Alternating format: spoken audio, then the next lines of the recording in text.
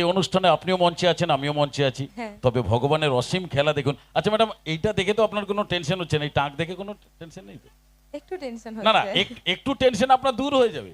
আচ্ছা। একটু আত্র টেনশন দূর করারও ব্যবস্থা আছে। হ্যাঁ। যদি আপনার এই একটা টাক দেখে অসুবিধে হয়, কোনো টেনশন নেই। কোনোদিন যদি আমার বাড়িতে যান, তাহলে ওই টাকের টেনশনটাই দূর হয়ে যাবে। কেন বলুন তো? কেন? আমার বাড়িতে গেলে বুঝতে পারবেন যে টাকের ফ্যাক্টরি কাহাকে বলা হয়। আচ্ছা। না না, হাসির কিছু নেই।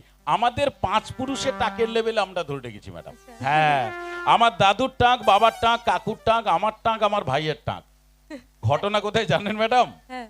আমরা যখন সবাই একসঙ্গে খেতে বসি না, মনে হয় যেন তবলা সেট বুঝছে। ওইখানে যদি মিউজিশিয়ান বন্ধুরা থাকে তাহলে বাজিয়ে দিয়ে চলে আসবে।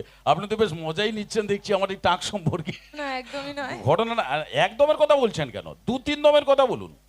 কেননা আমরা ছোটবেলায় বাজার থেকে আলু কিনে নিয়ে এসে বাড়িতে দম বানিয়ে খেতাম। হ্যাঁ। আর এখন দোকানে আলুর দাম শুনলেই সেখানে দম বেরিয়ে যাচ্ছে।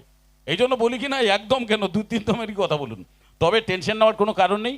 এই 5 পুরুষের টাক হলো তো কি হলো, আরো 2 পুরুষের হবে। কেন হ্যাঁ। বলুন তো? কেন? দিলে 5 আর 2 এ 7, তারপরে টাক বাদ।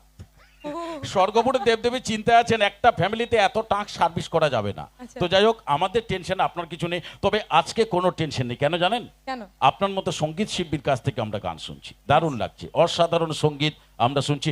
আর